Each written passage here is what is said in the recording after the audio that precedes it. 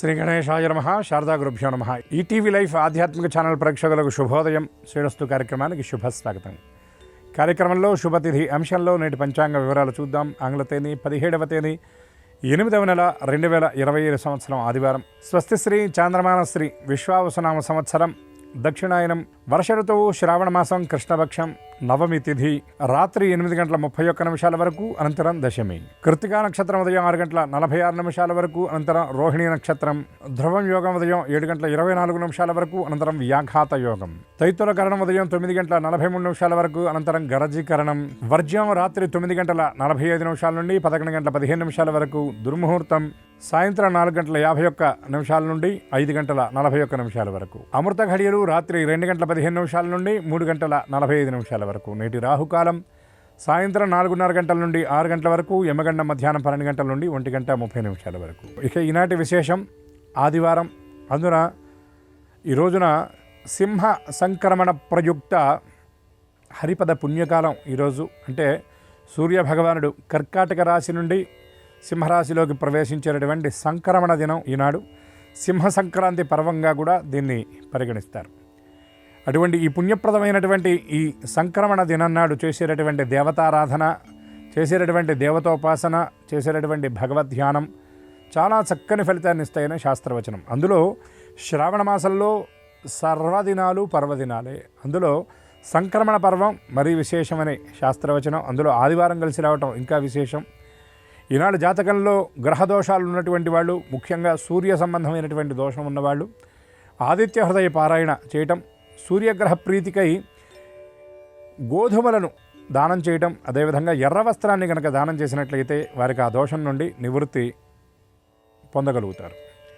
సూర్యారిష్టేతు సంప్రాప్తే సూర్యపూజాన్ చకారయేత్ సూర్యధ్యానం ప్రవక్ష్యామి ఆత్మపీడోపశాంతయే అని శాస్త్రం చెప్తున్నటువంటి మాట. అటువంటి ఆత్మపీడను తొలగించినటువంటి వాడు, ఆత్మకారకుడైనటువంటి వాడు సూర్యభగవానుడు.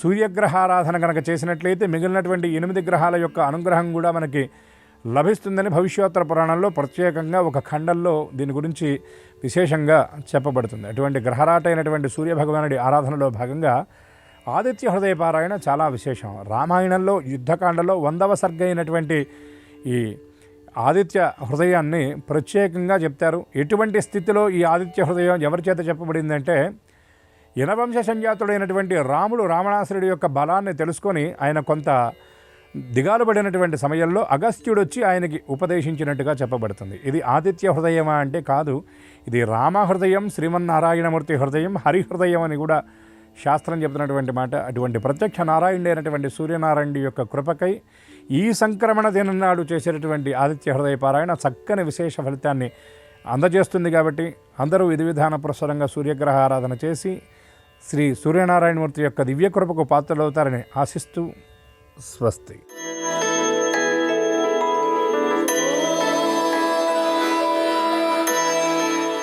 ఈటీవీ లైఫ్ ఆధ్యాత్మిక ఛానల్ ప్రేక్షకులందరికీ నమస్కారం.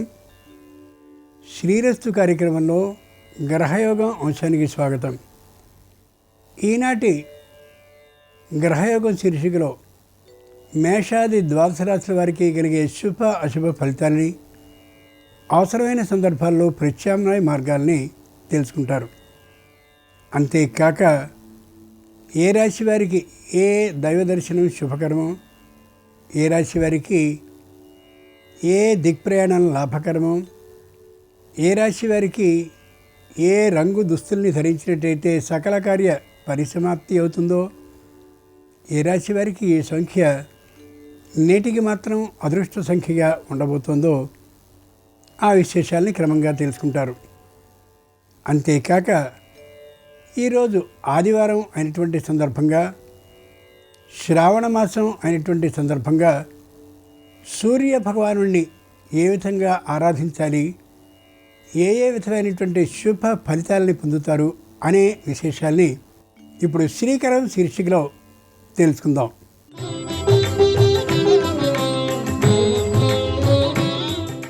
లోకంలో మిగిలిన దైవతాలందరూ కూడా బుద్ధిలో కనిపిస్తారు, కానీ ప్రత్యక్షంగా కనిపించే భగవానుడు సూర్యభగవానుడు మాత్రమే.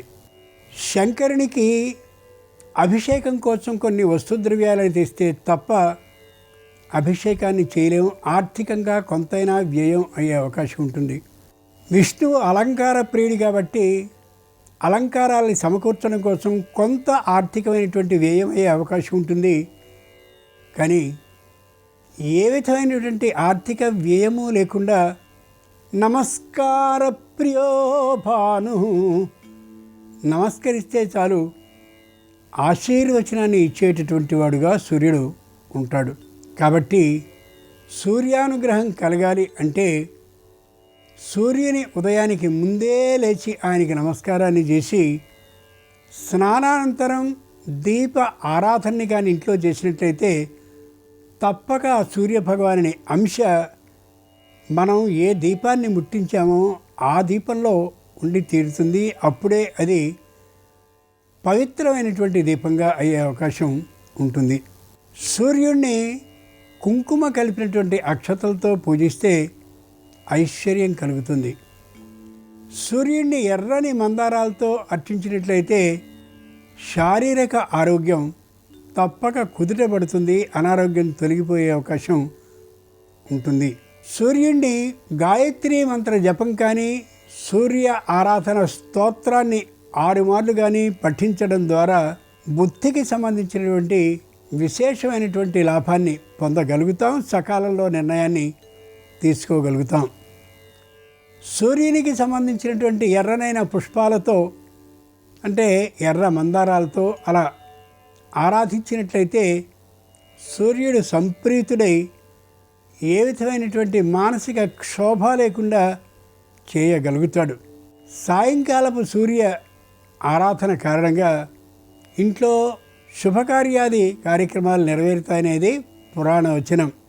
సూర్యుడు ఆరోగ్యాన్ని ఇచ్చేటటువంటి వాడు అని అనుకున్నాం.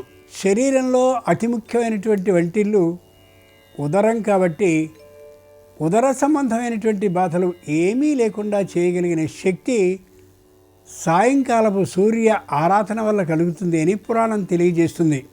ఆ కారణంగా సూర్య ఆరాధనని ప్రతినిత్యం చేయడంతో పాటు ఇదిగో ఇలాంటి ఆదివారాల నాడు కానీ పైన అనుకున్న ద్రవ్యాలలో ఏవి లభిస్తే వాటితో కానీ చేయగలిగినట్లయితే తప్పక ఉత్తమ ఫలితాలని పొందగలుగుతాం.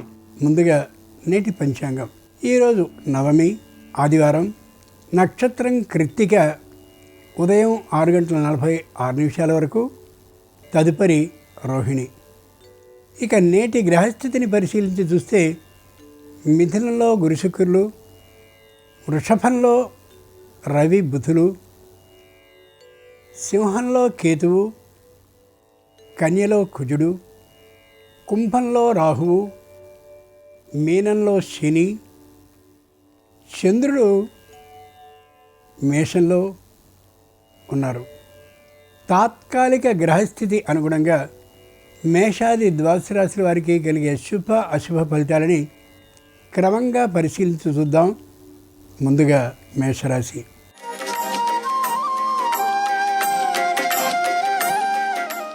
ఈరోజు మేషరాశి వారి ఫలితాలని పరిశీలించి చూస్తే ప్రతి విషయానికి నాన్పుడు ధోరణి చేస్తూ ఉండేటటువంటి కారణంగా కుటుంబ సభ్యులకి ఏ విధమైన నిర్ణయము లేనటువంటి కారణంగా కొద్ది విసుగుగా అనిపించవచ్చు.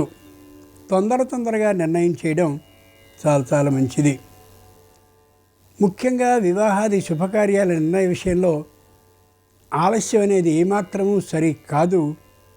తొందరగా సంబంధాలు వేరు విధంగా వెళ్ళిపోయే అవకాశం ఉండొచ్చు. కనుక ఆదివారం సందర్భంగా మేషరాశి వారు ప్రత్యక్ష భగవానుడైనటువంటి సూర్యుడిని కుంకుమ అక్షతలతో పూజించినట్లయితే తప్పక అనారోగ్యం తొలగిపోతుంది, ఆరోగ్య లాభం, ఆర్థిక లాభంతో కలుగుతుంది. తూర్పు దిక్కు ప్రయాణం అనుకూలం. కలిసొచ్చే రంగు నలుపు. అదృష్ట సంఖ్య 8.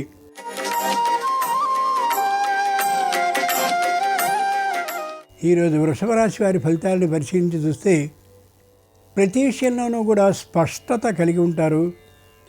చెప్పే మాటలో ఏ విధమైన అటు ఇటు లేకుండా నిర్ద్వంద్వంగా మాట్లాడేటువంటి ధోరణిలో ఉంటారు.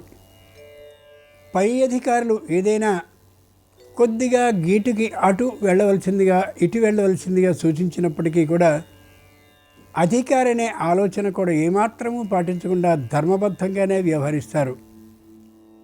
న్యాయస్థానంలో ఏ సమస్య, ఏ అభియోగము అపరిష్కృతంగా లేనటువంటి కారణంగా సంపూర్ణమైనటువంటి ధైర్య విశ్వాసాలతో ఉంటారు. ఆదివారం సందర్భంగా వృషభ రాశి వారు కళ్యాణ వెంకటేశ్వర స్వామి వారిని పసుపు అక్షతలతో పూజించినట్లయితే తప్పక వివాహాది శుభకార్యాలు అనుకూలించే అవకాశం ఉంటుంది. ఉత్తర దిక్ ప్రయాణం అనుకూలం. కలిసొచ్చే రంగు తెలుపు. అదృష్ట సంఖ్య 3.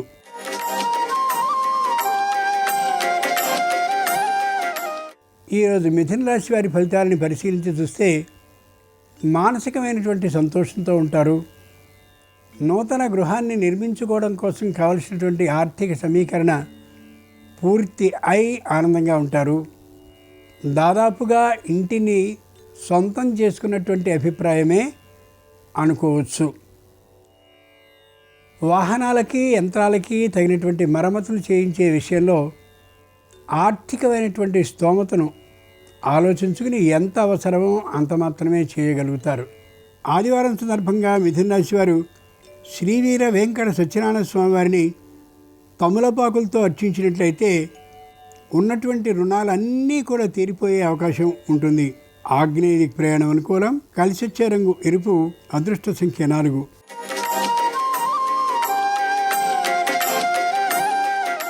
ఈరోజు కర్కాటక రాశి వారి ఫలితాలను పరిశీలించి చూస్తే మానసికంగా దృఢంగా ఉంటారు. శారీరకంగా అనారోగ్య భావంతో ఉంటారు. అనారోగ్యం ఏ విధమైన ఇబ్బందిని కలిగిస్తుందో అనేటటువంటి ఆలోచనతో కొంత సతమతం అవుతూ ఉండొచ్చు. అన్నదమ్ములతో, అపచర్యలతో సయోధ్య భావాన్ని కలిగి ఉంటారు. ఎవరితోనూ వాద విరోధ భావాన్ని పెంచుకోరు. ఆదివారం సందర్భంగా కర్కాటక రాశి వారు శ్రీకృష్ణుని తులసీదళాలతో అర్చించినట్లయితే సకల సమస్యలు పరిష్కరింపబడ్డమే కాక ఆర్థికంగా పెట్టుబడి లభిస్తుంది వ్యాపారానికి. ఉత్తర దిక్ ప్రయాణం అనుకూలం. కలిసొచ్చే రంగు పసుపచ్చన. అదృష్ట సంఖ్య 5.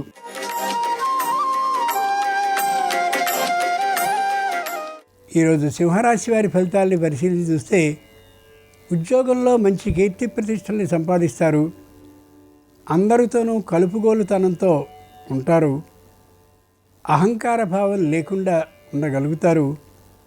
సంతానంతో మాట వచ్చేటటువంటి సందర్భమే అనిపించినట్లయితే ఆ ప్రదేశాన్ని విడిచి వెళ్ళిపోతారు. తీసుకున్నటువంటి రుణాలన్నింటినీ కూడా పూర్తిగా నిష్కృతి అంటే పూర్తిగా తొలగించి వేసినటువంటి కారణంగా మనశ్శాంతితో ఉండగలుగుతారు. ఆదివారం సందర్భంగా సింహరాశి వారు శ్రీరామచంద్రమూర్తి వారిని ఎర్రని మందారాలతో అర్చించినట్లయితే నూతన పదవీ లాభానికి అవకాశం ఉంటుంది. పశ్చిమ దిక్ ప్రయాణం అనుకూలం. కలిసొచ్చే రంగు నీలం. అదృష్ట సంఖ్య 7.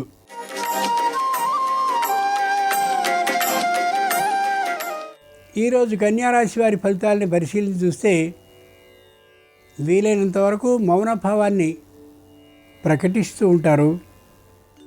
ఎవరితోనూ వాద విరోధాలు లేకుండా ఉండడం కోసమని సిద్ధంగా ఉంటారు. ముఖ్యంగా గ్రంథ పఠన ఆసక్తి మరింత పెరిగినటువంటి కారణంగా ముఖ్యమైనటువంటి గ్రంథాలని కొనుక్కొని చదివేటటువంటి ఆలోచనతో ఉంటారు. ఆర్థికమైనటువంటి లాభం ఉన్నది అని అనిపించినట్లయితే ఎంతటి దూర ప్రాంతానికైనా పర్యటించడానికి, ప్రయాణించడానికి సిద్ధంగానే ఉంటారు. ఆదివారం సందర్భంగా కన్యారాశి వారు శ్రీహరిని చామంతులతో అర్చించినట్లయితే ఉద్యోగం భద్రమయ్యే అవకాశం ఉంటుంది శాశ్వతంగా. పైగా ఆర్థిక వేతన లాభం కూడా ఉండే అవకాశం ఉంది. నివృత్తి దిక్ ప్రయాణం అనుకూలం. కలిసొచ్చే రంగు నలుపు. అదృష్ట సంఖ్య 6.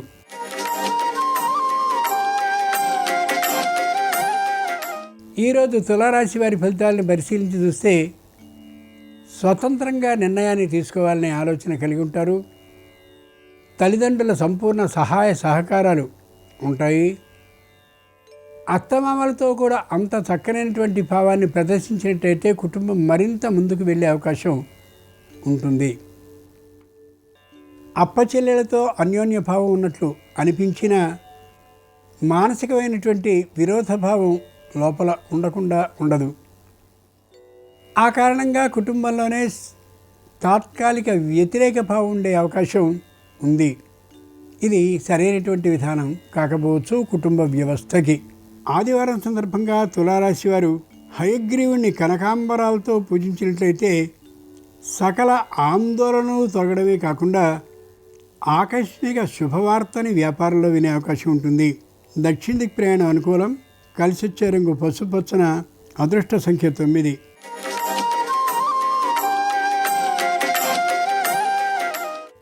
ఈరోజు వృశ్చిక రాశి వారి ఫలితాలని పరిశీలించి చూస్తే సర్వత్ర విజయలాభం ఉంటుంది. వ్యాపారంలో ఏ విధమైనటువంటి ఇబ్బందులు ఉండవు. నూతనంగా నిర్మించుకున్నటువంటి గృహం అనుకూల వాతావరణంలో ఉండేటటువంటి కారణంగా మానసిక సంతృప్తి మరింతగా పెరుగుతుంది. నూతనంగా వివాహం అయినటువంటి కారణంగా చక్కనైనటువంటి విహారయాత్రని వినోదయాత్రని చేయగలుగుతారు. తద్వారా నూతన స్ఫూర్తిని పొందగలుగుతారు జీవితంలో. ఆదివారం సందర్భంగా వృశ్చిక రాశి వారు శ్రీ మహావిష్ణువుని ముద్దమందారాలతో అర్చించినట్లయితే నూతనోత్సాహం కలడమే కాకుండా నూతన భూ లాభానికి అవకాశం ఉంటుంది. తూర్పు దిక్ ప్రయాణం అనుకూలం. కలిసొచ్చే రంగు నలుపు. అదృష్ట సంఖ్య 8.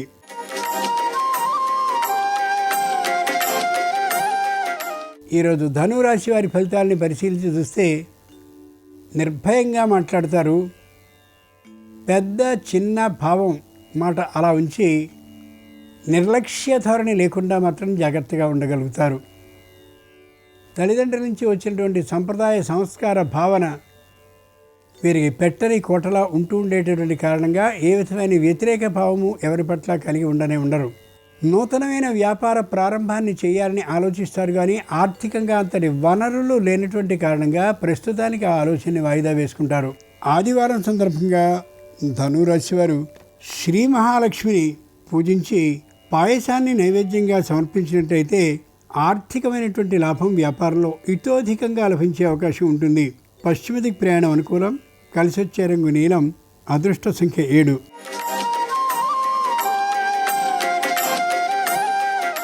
ఈరోజు మకర రాశి వారి ఫలితాలను పరిశీలించి చూస్తే తాము పట్టిన కుందేలకి 3 కాళ్ళు అన్నటువంటి దృక్పథంతో ఎవరు ఏం చెప్పినప్పటికీ వినకుండా ఉండే తీరు ప్రవర్తన గోచరిస్తుంది. పై అధికారులు కూడా కొద్దిగా విసుగు ధోరణిని ప్రదర్శించే అవకాశం కూడా లేకపోలేదు.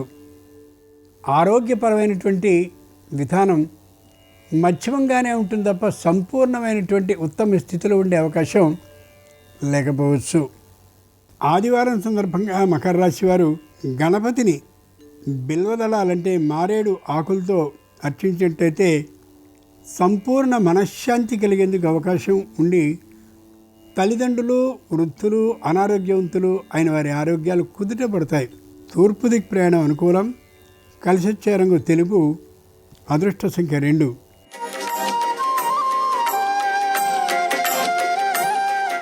ఈరోజు కుంభరాశి వారి ఫలితాలని పరిశీలించి చూస్తే ప్రతి విషయాన్ని కూడా సరహస్యంగా ఉంచడం కోసమని ప్రయత్నిస్తూ ఉంటారు.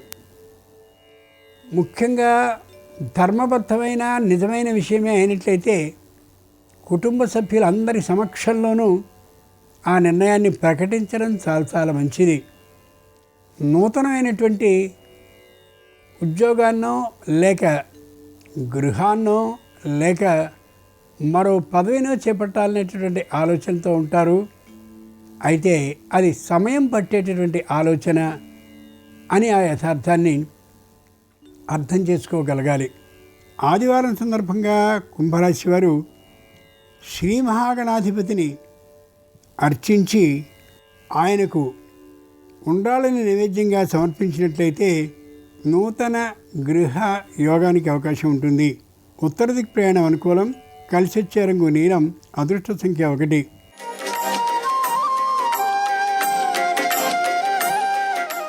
ఈరోజు మీనరాశి వారి ఫలితాలని పరిశీలించి చూస్తే ఆరోగ్యాన్ని సక్రమంగా చేసుకుంటారు. ఆర్థిక లాభానికి ఎదురు చూస్తూ ఉంటారు. ముఖ్యంగా పెట్టుబడి పెట్టేటటువంటి సంస్థల జాబితా తమ వద్ద ఉన్నటువంటి కారణంగా తద్వారా వ్యాపార అభివృద్ధి, ఆర్థికమైనటువంటి లాభాన్ని అపేక్షిస్తూ ఉంటారు. క్షణం తిరుగుబడి లేకుండా వ్యాపారాన్ని కొనసాగిస్తూ ఉంటారు. తల్లిగారి ఆరోగ్యం తాత్కాలికంగా కొద్ది క్షీణించే అవకాశం ఉంది.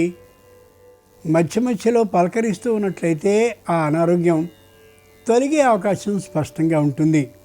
ఆదివారం సందర్భంగా మీన రాశివారు మహాగణాధిపతిని పూజించి ఆయనకు కొబ్బరి ముక్కల్ని నైవేద్యంగా సమర్పించినట్టయితే ఆగిన పనుల్లో శీఘ్రమైన కదలిక కదిలి అన్నీ అనుకూలమైనటువంటి లాభాలే కలుగుతాయి.